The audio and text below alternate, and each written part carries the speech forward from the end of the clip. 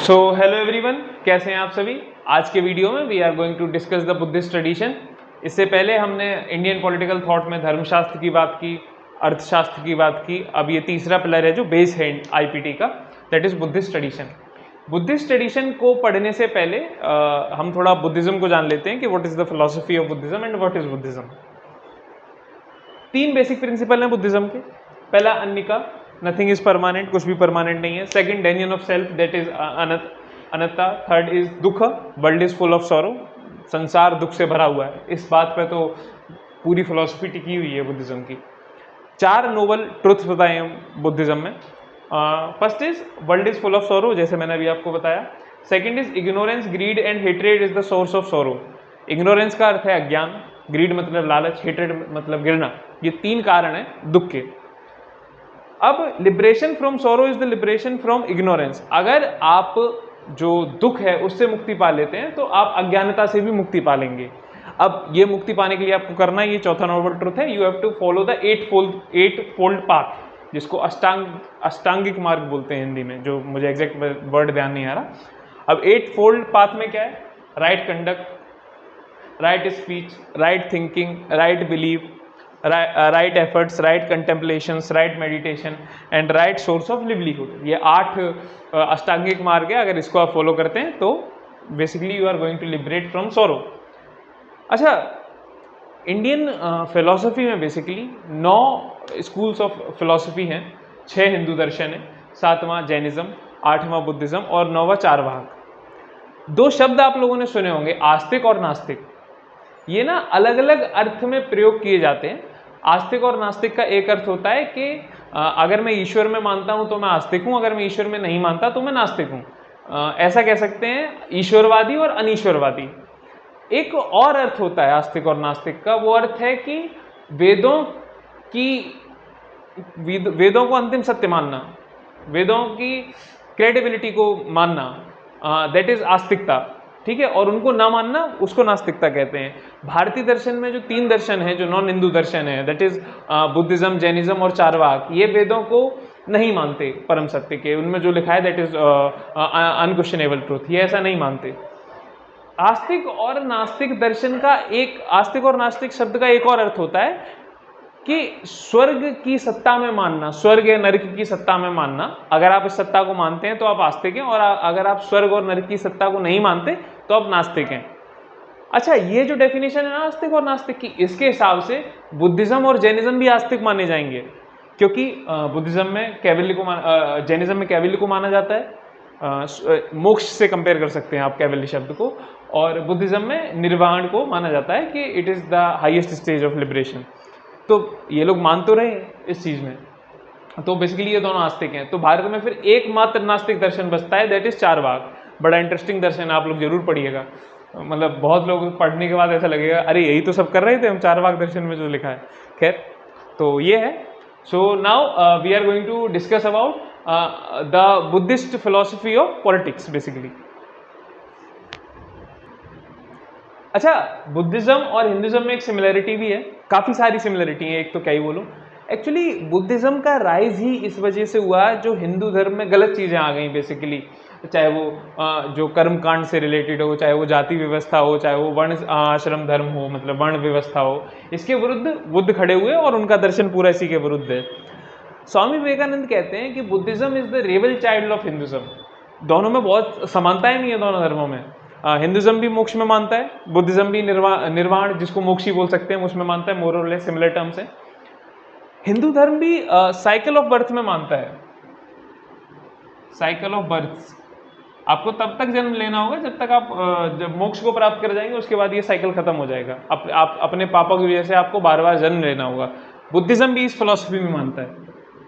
तो आपको दिख रहा होगा कितनी सिमिलैरिटी है।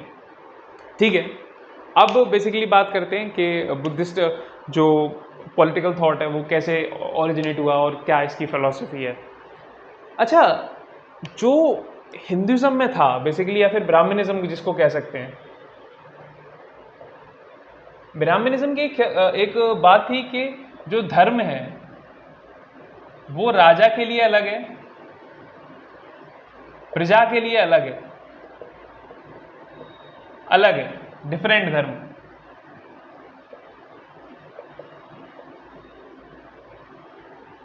कई बार ऐसा हो सकता है कि कोई काम जो प्रजा के लिए या फिर आम लोगों के लिए अधर्म हो वो राजा के लिए धर्म हो जाए in order to maintain the social order.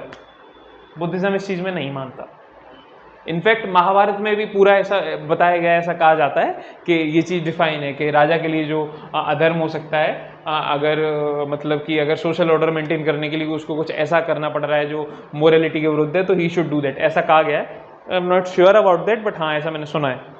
तो बेसिकली जो बुद्धिज्म है वो इसमें नहीं मानता। वो कहते हैं नहीं, जो 8 फोल्ड पाथ बताया है, जो राइटियसनेस बताई है, दैट इज धर्म, वो राजा के लिए भी सेम है और प्रजा के लिए भी सेम है और हर एक व्यक्ति के लिए भी सेम होगा। वो ऐसा नहीं होगा, ये डिफरेंस नहीं आएगा। ठीक है, अब आते हैं ओरिजिन ऑफ किंगशिप।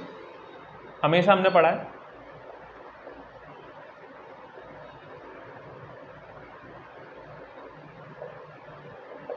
ये राजा क्यों बनाया होगा लोगों ने।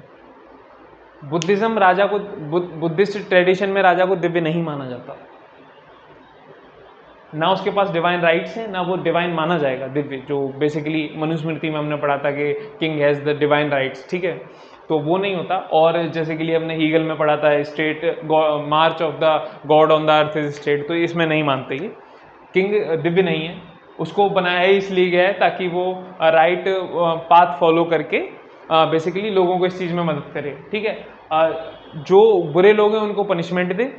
गौतम बुद्ध इस चीज में मानते थे कि लोगों के अंदर फियर ऑफ पनिशमेंट होना चाहिए, तो इसी के लिए किंग उन्होंने बनाया। मतलब लोग सारे इकट्ठा हुए होंगे और किंग बना होगा। अच्छा, एक खास बात है किंग की, जो ब्राह्मणिज्म था या जिसको बोलते हैं हिंदू ट्रेडिशन, उसमें जो किंग था वो एक विशेष वर्ण से होता था, क्षत्रिय, क्षत्रिय वर्ण से किंग होता था।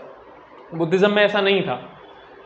बहुत बार ऐसा पाया गया है बुद्धिज्म में, बहुत सारी उनकी पुस्तिकाओं में, कि जो किंग है वो बेसिकली पुरोहित सिलेक्ट करके बना रहे हैं। मतलब आप समझ रहे हैं, it's not a kind of monarchy के राजा का बेटा राजा होगा, नहीं। और 2 जतकाज में ऐसा मिला है, या जतक जो भी बोलते हो आप, कि ब्राह्मण रूलर बनाया उन लोगों ने, मतलब ब्राह्मण इंटर द ऑफिस। और एक बार ऐसा वर्णन है कि गाय फ्रॉम लोअर वर्ण बिकेम किंग। मतलब बुद्धिज्म में ब्राह्मण्स भी किंग बन रहे हैं, लोअर वर्ण के लोग भी किंग बन रहे हैं। जनरली जो किंग थे दैट वर फ्रॉम क्षत्रियस, लेकिन जरूरी नहीं है कि उन्हीं से चुने जाएं। अब किंग की फॉर्मेशन लोग कर रहे हैं, वो इसलिए कर रहे हैं ताकि न्याय मिल सके लोगों को। अब इसकी जरूरत क्यों पड़ी, बेसिकली राज्य की जरूरत क्यों पड़ी, इसके बारे में क्या सोचता है बुद्धिज्म? Origin of state. हमने मनुस्मृति में देखा, अर्थशास्त्र में देखा कि मत्स्य न्याय एग्जिस्ट कर रहा होगा सोसाइटी में, कि बड़ी मछली छोटी मछली को खा रही है, कमजोर व्यक्ति का शोषण किया जा रहा है ताकतवर द्वारा, तो इसलिए राज्य की जरूरत पड़ी, राजा की जरूरत पड़ी, ताकि ये शोषण रोका जा सके और एक सोशल ऑर्डर मेंटेन किया जा सके। ऐसा इन दो लोगों का मानना था। पश्चिम दर्शन में हमने देखा था कि थॉमस हॉब्स ने क्यों राज्य बनाया, सोशल कॉन्ट्रैक्ट बनाया, बेसिकली स्टेट ऑफ नेचर जो मैंने डिफाइन किया था वहाँ पे उससे निकलने के लिए। जॉन लॉक ने बेसिकली स्टेट बनाया स्टेट ऑफ नेचर की कंडीशन से निकलने के लिए। बुद्धिज्म इस चीज़ में नहीं मानता कि ऐसा कुछ हो रहा होगा कि ताकतवर व्यक्ति कमज़ोर का शोषण कर रहा होगा तो फिर हमें ज़रूरत पड़ी। उनका मानना है कि सोसाइटी जब ये शुरू हुई होगी दुनिया, तो लोग बहुत अच्छे से रह रहे होंगे, ठीक है, लेकिन कुछ समय बाद ऐसा हुआ होगा कि लोग करप्ट हो गए होंगे।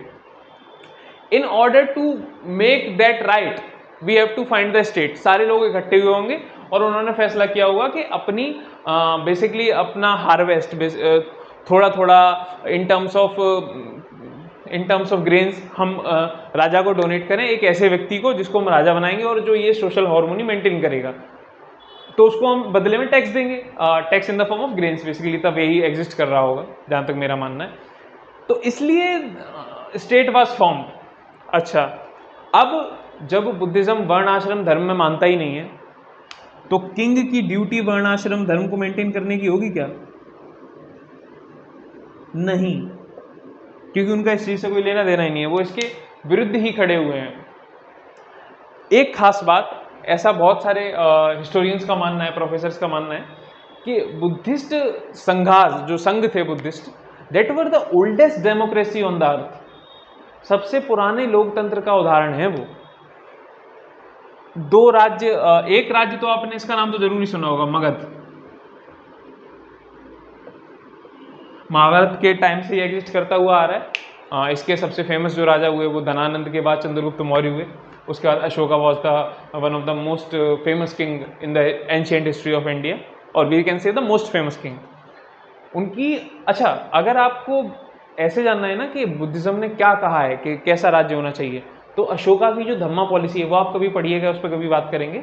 वो एग्जैक्ट आपको मतलब मोर और लेस ये बता देगी कि क्या इनकी नीति है, that how state should operate, Ashok की धम्मा पॉलिसी।